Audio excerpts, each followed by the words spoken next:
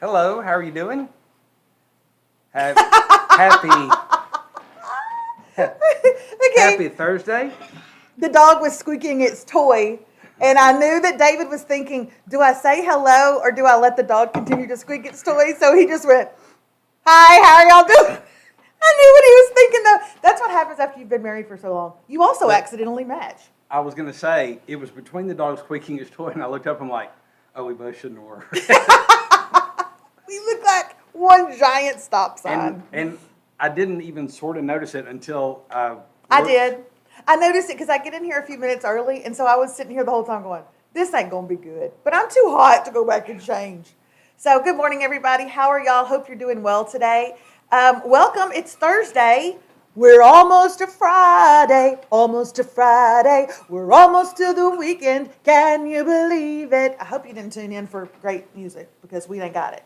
But we're so happy that you're here. Thank y'all for tuning in. David. Shepherd, okay, Dr. Derek Shepherd has got this toy. And you know what? It's his favorite thing in the world. Just let him play with his dragon. Shout out to Old Navy for, at one time, having dog toys. I don't even know what that was about, but that was a random. It was a random thing. They had dog toys. I bought him a dragon. It was $7. Best $7 I've ever spent in my life. I don't really know how to jump into this topic, but I'm gonna. The topic of no. No, let him be. That's the thing about having a talk show out of your home. Like, let your dog play, okay? Do you want to talk about last night, or should I go there? I think you should go. I knew that was coming. I knew that was coming. I don't want to be blamed for anything. You guys, one of the things that David and I, if you are relatively new here and you've never spent your mornings with us, first of all, welcome. I'm really glad that you're here. You'll find that we are silly and goofy. We like to have a lot of fun, but we also want to talk truth and want to talk about what's really going on in our lives. It's one thing we have never shied away from, and it's one thing that our children know that we don't shy away from. We talk very openly about our life in an effort, we hope, to make people feel less alone. So last night we had... Can I ask a question first? Because I just kind of want to get a read of the room, so to speak. Can you put in the comments the age of your children? You don't want to put boy, girl names, things like that. Just put, 8, 11, 42, and 50, whatever. Just put the ages, just because I want to kind of know where, is every... They're usually popping up on the side, but they're not right now. Are the majority of people in the same place as we are, older, younger? I'm just kind of curious. Okay. We 17, 28, 30, 26. Okay. We have a 17-year-old and a 15-year-old. And Wednesday night is church for our family, not for the adults. They have youth on Wednesday night. They don't have stuff for us. And so the kids were headed to church last night. And Rocco ended up riding with some friends into church. And so Remy was going to go later. And our daughter, Remy, who is 17, ended up having a really bad panic attack on the couch last night. Now, I asked David beforehand, do we tell people that? Or will that embarrass her? Well, the truth of the matter is, Remy has never made any bones about the fact that she takes anxiety medication. She shared that before. She has shared that. She has shared that with the Radke family membership group. She's shared that with them openly. And one of the reasons is because she has panic attacks, and she shared that. So I don't really feel like I'm talking out of turn here, but she had one last night. And here's the reason why she had one. And I want you all, instead of coming at me from a parenting perspective, I want you to try to imagine from her perspective, okay? Imagine that you're 17. You're a junior in high school. She's supposed to be a senior, but as she reminds us all the time, you held me back in kindergarten. Drug her back. You drug me back in kindergarten. She's 17 years old. Best decision we ever made, by the way. She doesn't have a boyfriend, okay? So that's not something that we have to worry about. She dates. She definitely dates. But she doesn't have a boyfriend. She's got great friends. She plays 2 different sports. She's going to try out for student council. She's in 2 UIL competitions. She is in all advanced classes, taking some college classes. She drives her brother to and from school everywhere he needs to go. She's the chauffeur. She's in a leadership program. She's in a leadership program outside of school. She handles her chores here at home. And last night, she just had a full-blown panic attack about the expectations that are on her.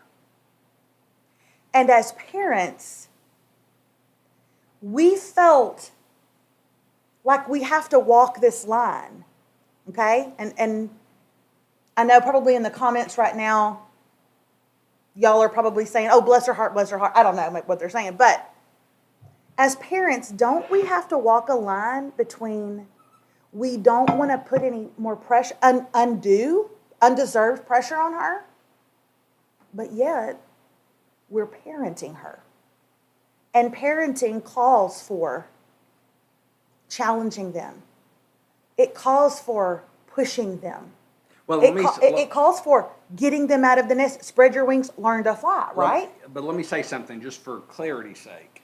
What Melissa is talking, we have not pushed her into her college class, her AP and her college classes. We've not pushed her to play multiple sports. We've not pushed her to do those things. She has shown a very strong interest in sports. She's shown a very strong interest in what type of school she wants to go to, like what college and what profession and what career she wants to go into.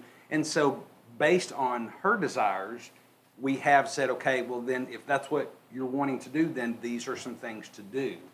So I didn't want them to think, well, my Lord, y'all are like beating the kid with a whip. Right. She has made those decisions based on her goals and desires and those kind of things. I guess the thing that David and I just kind of wanted to talk about this morning, and like I say, this is not, if you're just now tuning in to us, and by the way, we've been doing the Radke Show on my Melissa Radke app for the last year and a half. We have already doubled our views. 4 years, baby. We've been on the app 4 years? Well, no, we've been on the app 3.5. Dang. We started on Facebook for a while, then we've been on the app. Okay, anyway. We just celebrated 1,000 episodes. So but we've already doubled our viewership here on YouTube than from on the app, which I'm really excited about. So some of you are definitely new to us, or somewhat new to us. And so don't think that this kind of conversation is one that we have all the time, but we do get serious about life and about how we're dealing with as parents. And are we doing it right? No is the answer. But I don't know. I'm just feeling I loved on her. I just went over, I got up from my chair in the living room and walked over to where she was sitting on the couch and just held her against me as she cried and cried. When I tell you it was a panic attack, I'm talking, it was a guttural cry where she was screaming words, not at us, but to us about her life. And I held that baby and I let that baby get it all out. And I loved on her good. And I drew her a bath. And she was in bed by 8 o'clock, hardcore out. But we are supposed to push them, and we are supposed to direct them and encourage them, and they have to fly at some point. But then how do we walk that line? What are they saying in the comments? It's a very fine line as parents. Remy's a good kid. I just think she felt overwhelmed. I think it happens sometimes. Yes, we find ourselves walking on eggshells. Others saying, yeah, I do find myself walking on eggshells, trying to respect our kids. Now, I'm just going to tell you right now, if by any chance you're in my town, like what are the odds, but if you are and you're watching this, because we do have people that are in our town, could you not see us at Burger King and walk up and be like, I heard about your panic attack, Remy? Could you not? Like if you're the mom of some kids that she goes to school with and plays soccer with, could you perhaps not say, baby, how are you feeling? Let's just have a little pinky promise moment right now, okay? Not that if she was sitting here, she would tell y'all the same story. But I just don't want it brought up to her. But I'm not breaking her confidence in any way. But anyway, that was kind of our night, and it just really broke my heart. This morning, David and I went to go work out, and it was on the way home.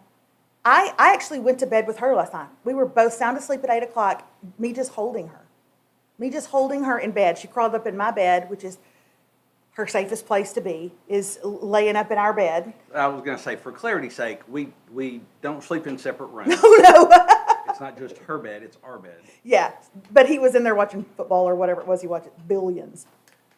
Billions, followed by spin-off trillions, and that spin-off bajillions. He was in there watching that, and so I was in bed. Giglionaire. What is that? Giglionaire. Giglionaire. I was holding her, and we just fell asleep at 8 o'clock. But this morning on the way back from working out, David said, "Do you want to?" What did you say? You want to process this? You want to process this now? We want to talk about it. It's the first time that we have really had to talk about it, and that was really kind of our conversation of how do we walk that line. And David's like, I wouldn't have said this to her, but this is really a time management issue for her. And I was like, well, you know what? I think we should go home this morning while she's getting ready for school and say, we hear everything you said, but we've got some time management charts we'd like to throw your way right now. That's really not the time, David. But he's like, I know that, but. That's not all I said either. I know. It's her emotions. They're absolutely real. I'm ecstatic that she's her age and she's able to express them. We also talked about that when you keep that stuff hidden, and this is for all of us, and I'm speaking to myself more than anybody else, when we hide some of that stuff or we push some of that stuff down, it's not, first of all, we don't really push it down. I mean, it's just building up, and it's going to come out. But also, we talked about it last night, when you get it out, you kind of take away some of its power. You kind of take some of its control away as you're talking and processing it. I thought that was actually a good point, but evidently it was a funny point. David! I'm so sorry we're having a marriage talk right now on this show. David, I didn't want to say anything last night because she was crying so hard, and you were so wonderful. You're the best father I've ever seen, and that's saying something because my father was the best father, but you've surpassed him. You're the best. But that didn't make any sense. What you were saying last night didn't make any sense, and that's why I was holding her. That's why I was holding her and going like this to you. It doesn't make any sense that when we hide things, when we keep things, and we keep things in the dark, it has more power over us than when we get things out in the light and we talk about it and we process it. You said, that's not what you said. You said to her, is. no, you said to her, Remy, when we hold things in, we give other things power. But when we bring things into the light, then we take our power back. But that's why I looked at you and I went, what things are we giving power? I don't even understand what you're saying. Because I didn't say it out loud. Okay? Though she probably felt my body moving. But I was like, what things? What things are you even talking about? I feel a little embarrassed. I feel kind of embarrassed for you. Don't. You should, though, baby. Because, I mean, you're a God. coach. He called me baby. He only calls me baby. You're a coach. You're a speaker. You've actually used this type of analogy. And you're showing. Today is my coaching day, as a matter of fact, that's why I'm dressed up. I know I coach, and I know I talk about these things. I'm saying, you said we give things power. She's 17. It's not like she's giving drugs and alcohol power. Oh, God, I hope not. When you hide emotions, when you hide feelings, when you hide anxiety, and you shove it down, and it's hidden from others, you're hidden from talking it, processing it, you are giving it more power because it's hidden. Mm-hmm. When you get it out and you talk and you communicate and you get it into the light, you are taking your power back, releasing that so it doesn't have the same hold. Okay, Oprah. Dr. Phil, take it down a notch. This morning on the way home, you gave an example, an analogy of when you fill up your plate at Thanksgiving with too much dessert. And that one, for whatever reason, I actually understood. I understood that one. Yes, AG. You're right. He's right. We did it. Absolutely makes sense. Makes sense. You're so wonderful, David. We love you, David. I got it. It's true. You better watch. Hey, you better watch. Team AG. Okay. You know what? There was a line and somebody just crossed it. We better watch how we deal with stress. Yeah. We better watch how we deal with stress.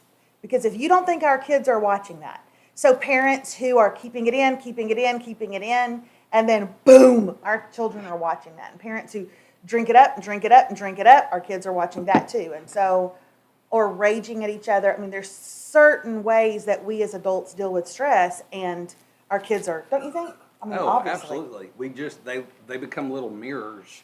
And when we get frustrated and we respond a certain way, absolutely.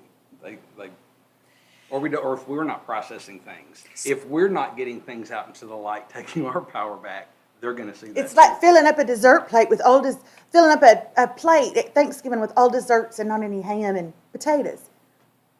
That was another analogy you gave me this morning. I like it when he talks on my level. Okay. Hey, you know what else is like a little mirror? Viewers of this show are like a little mirror. Mm-hmm. When you comment, when you like, when you share, other people see that and they mirror that reaction. Mm-hmm. And so that's why you should continue to comment. Your analogies are on That's fleek. why you should continue to like. That's why you should continue to share. Okay. You know what? Speaking of parents who are having to deal with their kids, may I just take a moment? Can I just take a moment, America, and talk to y'all about the latest development in that idiot? Yeah, I called her an idiot. The idiot woman who did poison her husband. The one that also wrote a children's book. Okay, anybody keeping up with this story? Okay, let me just tell y'all something. She wrote a 6-page letter that a guard found in her jail cell saying things like, tell my brother he has to talk on behalf of me. Bring me home. Oh, and don't forget to walk the dog. Okay? Literally like witness tampering on this note that she wrote to her mother. Okay, and is going to mail it. When her mother calls and says, what in the world was this letter about? She says to her mom on the phone, which she knows is recorded in a prison. She says to her mom on the phone, Mom, that wasn't a letter to you. I'm writing a mystery book while I'm in here. And that's what that wasn't a letter to you. It's part of it was a chapter in my mystery book. And I'm writing a mystery book about how I go to Mexico and find drugs. Now, y'all, you know what? As my mother used to say, I was born at night, but I was not born last night. That's why I couldn't be a judge. I would just have Southern sayings all the time. I would be like this. Order. I'm going to tell you something. I may have been born at night, but I was not born last night. And you're an idiot. You're dumb as a box of rocks. You're dumb as hair, as my mother would say. What is she thinking? I'll take Remy having a panic attack on my couch anytime. If Remy Radke ever calls me from prison and says, that wasn't witness tampering, that was part of a nonfiction mystery, I'm right. This is what I would have said, knowing the conversation, knowing that it was recorded. You're an idiot. And you're going to take whatever you get. Click. I'm writing, what was that book by John Grisham, The Juror or whatever? Mm-hmm. I was just writing a sequel to that one. To The Juror. Where they were going to tamper with it. Golly. Hey, speaking of prison, the guy in, was it Indiana, that had like murdered someone, and because of a clerical error, they just let him walk out the front door. The front door. And then they decided not to tell anybody for like a week. Hey, Indiana, we're so sorry. Okay, we're so sorry that your lives have essentially been in danger. Nobody told y'all. I'm very sorry about that. What in the world are they thinking? Let's don't tell anybody. Surely he'll just come back, and then this will all be forgotten. Although I do have to say the attorney in me kind of rose up a little bit when they were talking about. I like it when the attorney in him rises up. when they were talking about arresting his girlfriend because she picked him up from the jail and went and bought him a phone and went and bought him some underwear, and that sounded like some criminal activity. They let him out. How are they going to charge her with anything when they're like, they let her out? You gave him the phone to call me so I could come pick him up. That's right. Idiots. All of them. Okay, well, listen, today is a little thing we like to call Thursday Things, and we don't have that long, so I'm going to jump right in. This is where we just share some of our favorite things, and maybe there are things we've tried and we love, or maybe there are things we just got and we're excited to try, but we want to share them with you. So today I'm going to jump right in. The first thing that I want to talk about is, it has been a long-standing knowledge to anybody that loves me and follows me that I cannot go to the movies without getting the oil from the popcorn on my clothes. And I'm not just talking about, oh, there's a little drip, maybe I can get it. I'm talking like I get popcorn butter all over my clothes, and I ruin clothes. Like one of those shirts when you were a kid, remember it was white, and then you'd go to the amusement park, but as you got hot, it would start changing colors. It'd be like tie-dye. Yeah, that's what my clothes look like. And so I've had all kind of suggestions. Oh, Melissa, you should wear saran wrap on, or, like press and seal on your clothes, all these things. Melissa, you should have one shirt dedicated to just go into the movies. Well, this past week, someone sent me something that they believe I should begin to wear when I go to the movies. Now, I'm just going to tell y'all right now. And I don't think a name was on it, was it? No, there's no name I don't on it. think I And they should remain anonymous. Because this is what they sent me.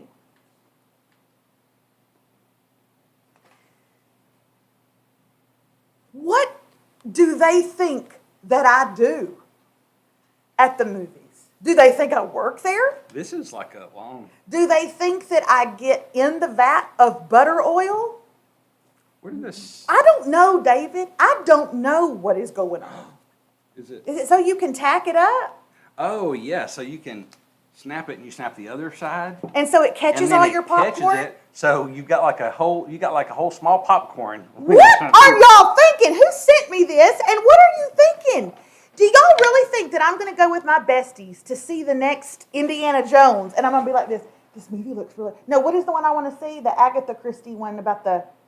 Oh yeah, it's with- the same with- people as the With the man with the mustache? train, the train and the boat. Yeah, whatever. Murder on the Orient Express. It's like that one.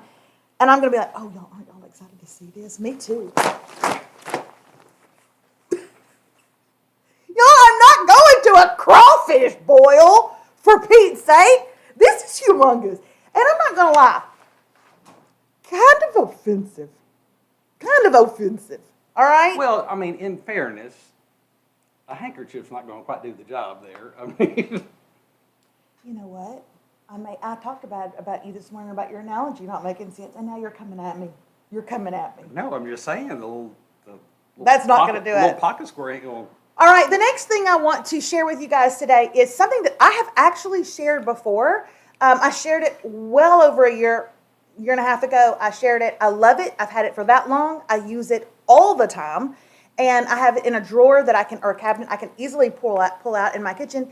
And I used it the other day on the infamous video that no one really got to see, the cooking video. I used it, and I saw in the comments, everybody was going, what is that? Where did she get that? Well, let me show you what I got.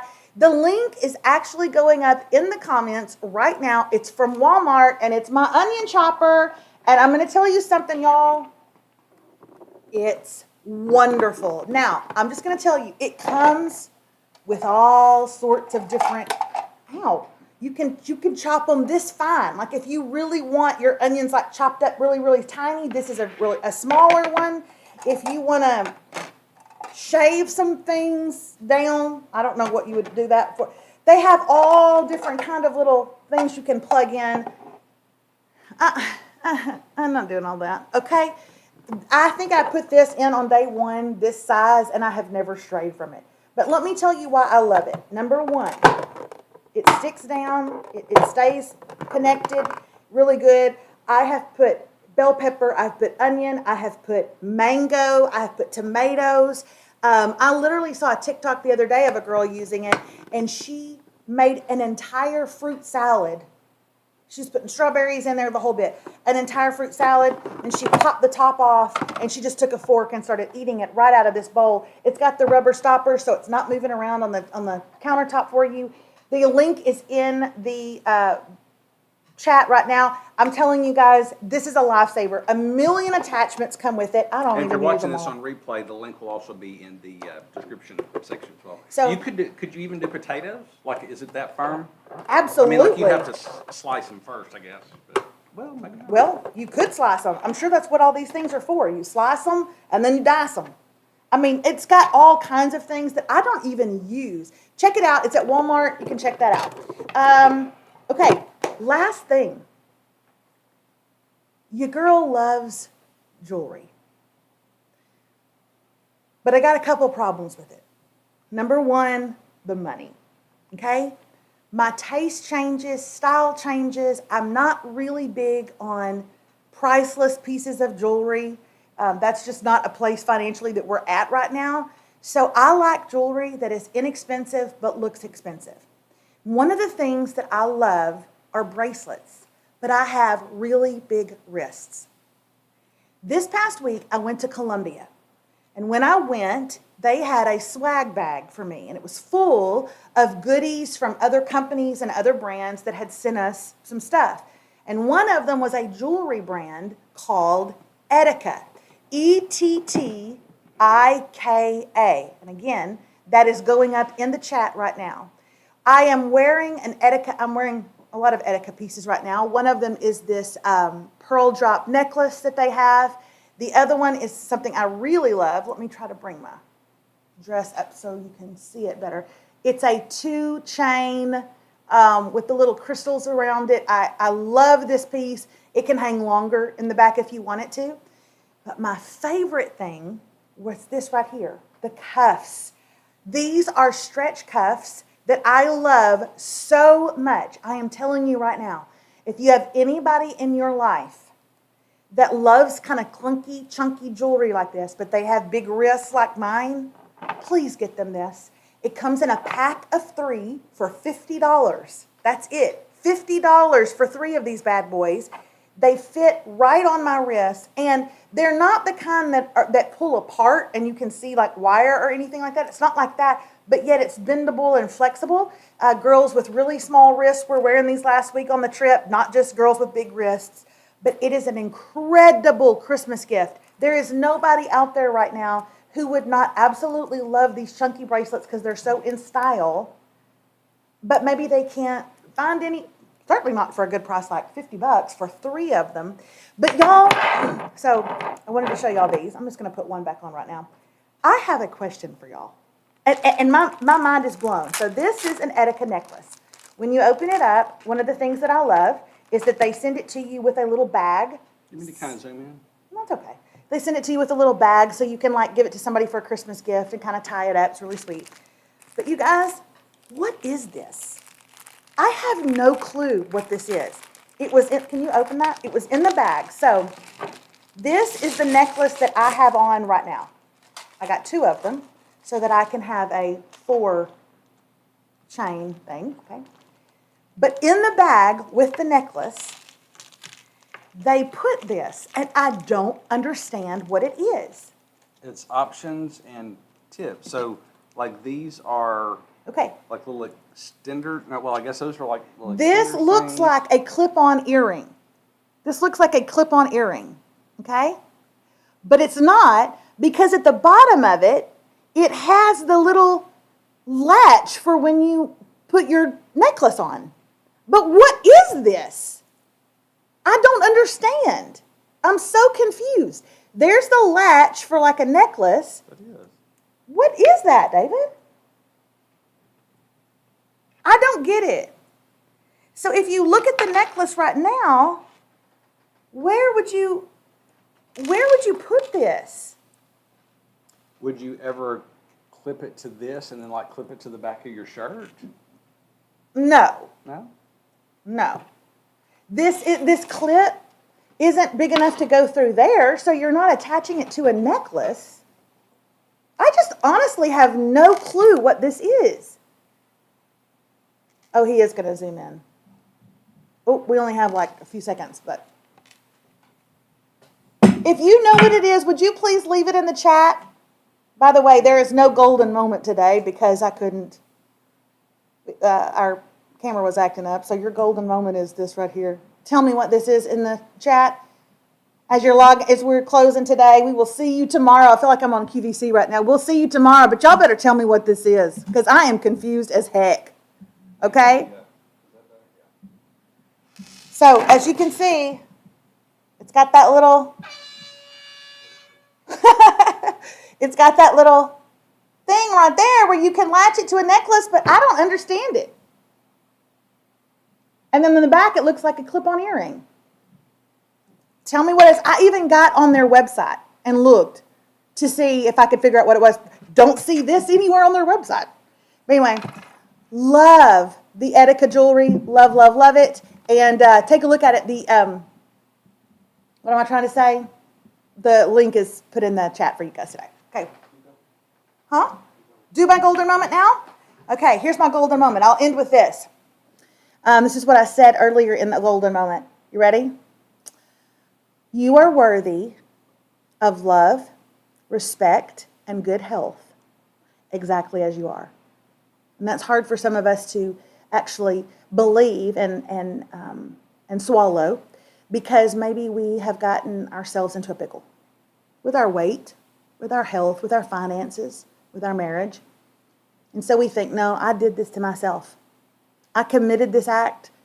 I ate this food. I drank this pain.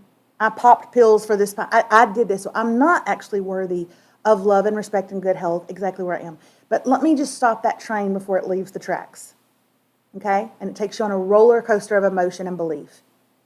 Yes, you are. You are worthy of it right now. And if we can get you to believe that, then perhaps we can get you to get out of this cycle of shame and pain that you keep tolerating and letting ruin your life. So believe that you are worthy of love and respect and even really good health right now, exactly as you are. If I can get you to believe that, I can get you to believe almost anything. That's true. It's true for you.